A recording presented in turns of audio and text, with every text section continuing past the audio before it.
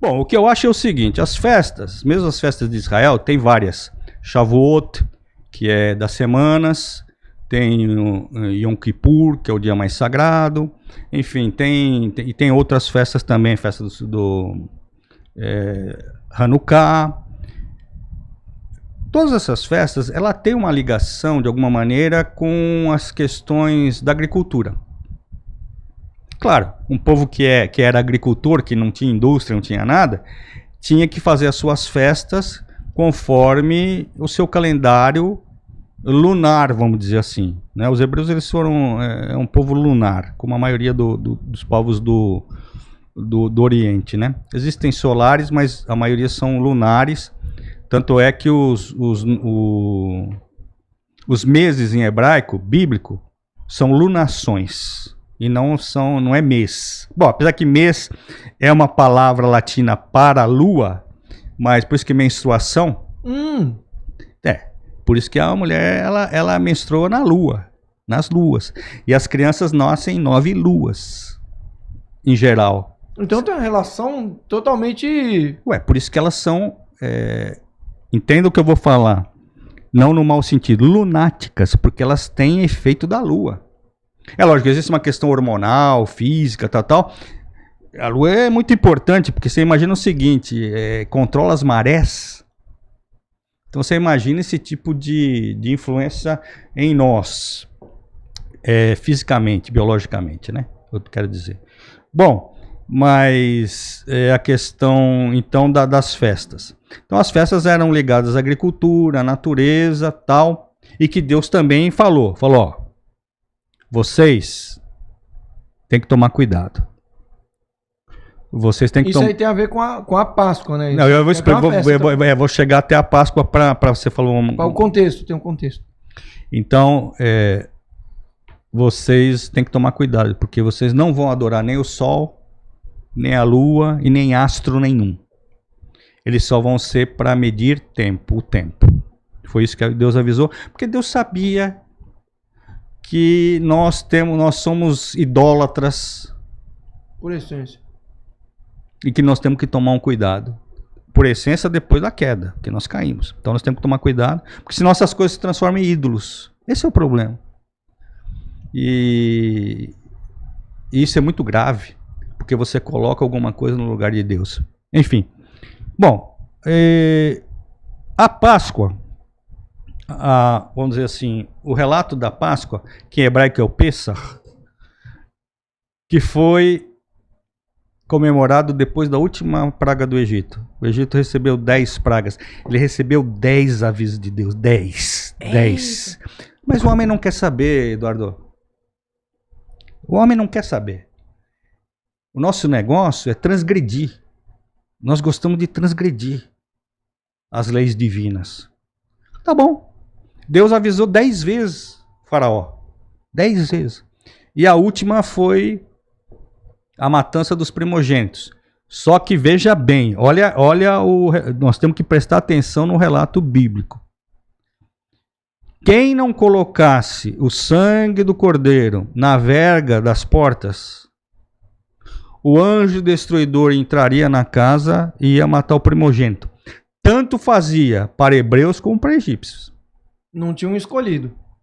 As 9 pragas anteriores caíram só sobre os egípcios. Certo. A 10ª não. Então, se houvesse um hebreu que não tivesse cumprido a ordem divina, o filho dele, o primogênito, ou se ele fosse o primogênito, ele ia morrer. Se tivesse um filho, ia morrer. E se tivesse animais ali, os primogênitos também iam morrer. Então, a lei, ela é justa. Deus, ele é justo. E então, Pesach faz parte de uma raiz da palavra grega, hebraica, que significa passagem. Passar por cima. Quer dizer, quando o anjo passar por cima da casa, se ela não tiver, o sangue ele vai entrar. Bom, a Bíblia diz que foi um morticínio terrível. E até o filho daquele faraó morreu também. Então houve um clamor. Foi uma coisa terrível. Mas Deus avisou. Você tem a oportunidade se você fizer isso. Ah, não quer fazer? Então vai acontecer isso. Então existem leis e existe uma punição. E é para todos. Sim.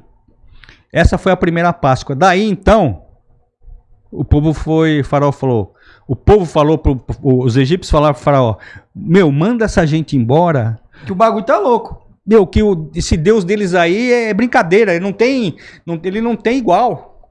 Não tem igual. Ninguém pode com esse Yahvé aí. Esse Yahvé, ele não respeita ninguém. Não tem autoridade na terra que ele possa respeitar, porque ele é autoridade. Porque Deus era Faraó. O Faraó, ele afrontou a Deus. Porque os magos do Egito, nas primeiras eles fizeram as mesmas coisas que os milagres que os hebreus fizeram. Só que foram superados. Você vai ver ali a questão das serpentes, a questão da água, mas eles foram superados. Porque o Deus de Israel é o Deus verdadeiro. Bom, aí o povo saiu, então essa foi a primeira Páscoa. Eles tinham que comemorar a Páscoa, comendo pão sem fermento, matzot, em hebraico, e ervas amargas, para lembrar do cativeiro. E eles saíram então rapidamente e abandonaram, então Deus libertou, que é um ponto fundamental, a libertação do povo, da escravidão, é fundamental. A partir daí então Israel se tornou uma nação.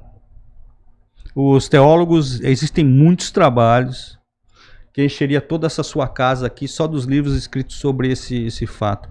É muito importante, muito importante. A libertação do escravo do poder de Faraó, que oprimiu o povo 430 anos. Vamos dar uma resumida aí, mas eu quero ouvir, eu quero saber essa história também. Bom, tá bom. Mas aí então, modernamente, Jesus então agora entra na parada e ele, como um judeu, ele também comemora a Páscoa. Então ele reúne os seus discípulos no cenáculo. Então a lei também era para Jesus também, não era só porque ele era o soberano, ele não ia comemorar então. Não, na verdade é assim, a questão da submissão de Cristo a Deus é um texto, um capítulo à parte também. Ele era o que o concílio diz, que Jesus era 100% homem e 100% Deus. Não tem como eu te explicar isso daí, tá? Tranquilo. Tá, eu não tenho. Ou a pessoa aceita isso isso é uma questão de fé. Certo. Não é uma questão racional. Isso é uma coisa que o concílio colocou e a gente acredita que ele era 100% homem e 100% Deus. Isso daí traz várias discussões, mas eu vou colocar por hora assim. Então ele estava debaixo da lei, sim. Porque os evangelhos ainda têm uma parte de lei, da lei, dos costumes judaicos. Só que ele implementa uma coisa nova. Né? Agora não é mais a libertação de um povo, de um senhor, Faraó. Agora é a libertação do homem, da mulher. Isso é uma coisa extraordinária. Então ele senta com os discípulos e ele diz o seguinte: olha, nós vamos celebrar aqui. Cara, é uma coisa extraordinária. Ele sentar e um dos evangelistas, e Jesus então toma uma toalha e vai lavar os pés daqueles encardidos, cara. Porque se você olhar a biografia deles, cara, eram homens faziam muitas bobagens. Antes de realmente serem alcançados, eles faziam muitas bobagens. Covardes, medrosos, traidores, estava tudo ali. E Jesus lava o pé deles, cara. Só que tem uma coisa, ele não lava em público, porque não era para ele mostrar que ele era humilde. Quem é humilde de fato não precisa mostrar que é. Exatamente. Então ele faz aquilo e depois Pedro não gosta. Só que Jesus falou: se eu não te lavar o pé, você não tem parte comigo. Você não vai ter parte comigo, hein? Então Pedro se assustou e tal. Aí depois na ceia, que era a Páscoa, o Pêssar, agora não é mais... É a questão do pecado. e a destruição do homem. Então Jesus veio dizer o seguinte, olha, tá vendo esse cálice aqui? Isso aqui é meu sangue. Tá vendo esse pão aqui, a matzot? É meu corpo. Então, o pão, isso não está na Bíblia. O pão e o vinho estão na Bíblia. A explicação que eu vou dar não está na Bíblia. Agora é teologia, que pode ser discutível.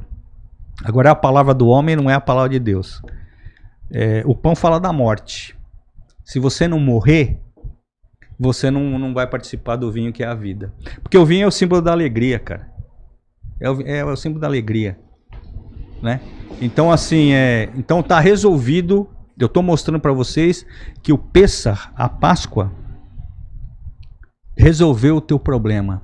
Porque eu vou morrer, o pão fala da morte, e eu vou ressuscitar, o vinho fala da vida.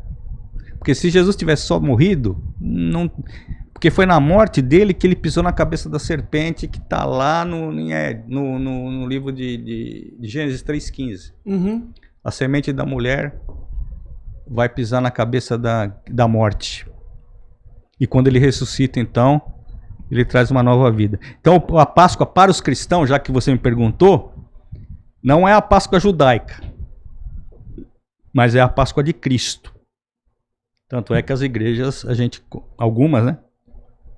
Tem diferenças entre as várias denominações, mas em geral, porque ele falou o seguinte, fazer isso em memória de mim. Então, a igreja cristã entendeu isso.